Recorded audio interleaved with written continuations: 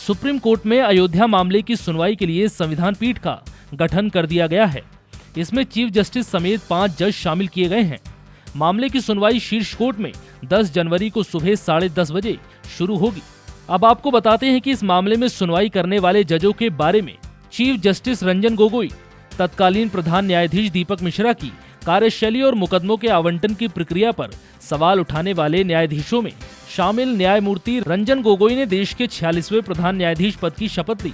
निवर्तमान प्रधान न्यायाधीश दीपक मिश्रा की कार्यशैली को लेकर 12 जनवरी को न्यायमूर्ति जे चेलमेश्वर के नेतृत्व में प्रेस कॉन्फ्रेंस करने वाले 4 वरिष्ठतम न्यायाधीशों में न्यायमूर्ति गोगोई भी शामिल थे। इस प्रेस कॉन्फ्रेंस में न्यायाधीशों ने तत्कालीन प्रधान न्यायाधीश पर कई आरोप लगाए थे। केरल में फरवरी 2011 में एक ट्रेन में हुए सनसनीखेज सौम्य बलात्कार और हत्या के मामले में शीर्ष अदालत के निर्णय से असहमति व्यक्त करते हुए पूर्व न्यायाधीश मार्कंडे काटजू ने तब सोशल मीडिया पर तल्ख टिप्पणियां की थीं। इसे लेकर न्यायमूर्ति गोगोई की अध्यक्षता वाली पीठ ने 11 नवंबर 2016 को पूर्व संयोगी न्यायमूर्ति मार्कंडे काटजू को अवमानना का नोटिस जारी करके सनसनी पैदा कर दी थी।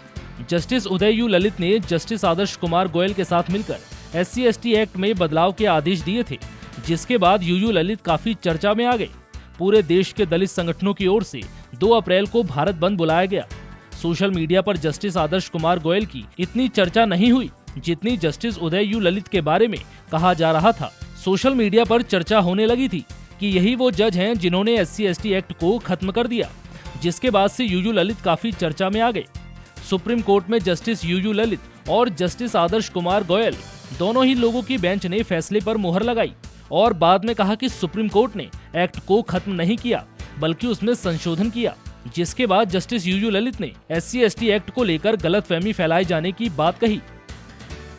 जस्टिस चंद्रचूड़, शीर्ष अदालत की संवैधानिक बेंच ने जब बहुमत से कहा था कि आधार नंबर संवैधानिक रूप से वैध है, लेकिन जस्टिस चंद्रचूड़ ने इससे अलग राय जताते हुए आधार को असंवैधानिक करार दिया था। जानकारी के मुताबिक जस्टिस चंद्रचूड़ ने कहा था कि आधार एक्ट को धन विधेयक की तरह पास करना संविधान के साथ धोखा है। जस्टिस चंद्रचूड़ ने कहा कि वो जस्टिस सीकरी के सुनाए फैसले से अलग राय रखते हैं, जिसके बाद से ये काफी चर्चा में आ गए थे।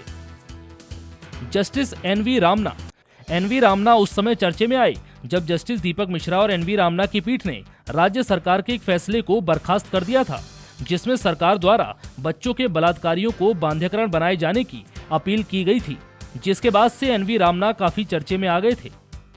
जस्टिस SA बोबड़े, शरद बोबड़े मध्य प्रदेश उच्च न्यायालय के मुख्य न्यायाधीश रह चुके हैं और मुंबई उच्च न्यायालय में न्यायाधीश का पद भी संभाला है। जस्टिस SA बोबड़े और जस्टिस L नागेश्वर राव की पीठ ने CBI की अपील पर सुनवाई करते हुए ग्रेस अंक देने को अव्यवहारिक और मेधावी छात्रों के लिए नुकसानदायक बताते हुए इस फैसले पर रोक लगा दी थी, जिसके बाद जस्टिस SA बोबड़े काफी चर्चा में आ गए थे। फिलहाल इस जानकारी में इतना ही।